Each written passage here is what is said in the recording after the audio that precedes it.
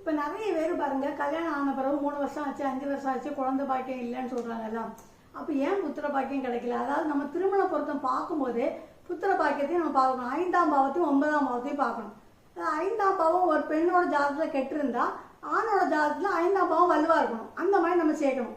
ஏன்னா அப்போ ஆணுக்கு 9ஆம் பாவம், ஏன்னா தந்தையாவுடைய பாக்கியம் வேணும் இல்லையா, அது இருக்கான்னு பார்க்கணும். இப்போ ஒரு பெண்ணோட ராசி கன்னி ராசின்னு வச்சுக்கோங்க, அதான் 5ஆம் பாவம்னா ஆணுக்கு கும்பம் மேஷம் இருக்கக்கூடாது. அப்போ 6 வரும்போது குழந்தை பாக்கியம் கிடைக்காது, சில பேருக்கு தாமதமாக கிடைக்கும்.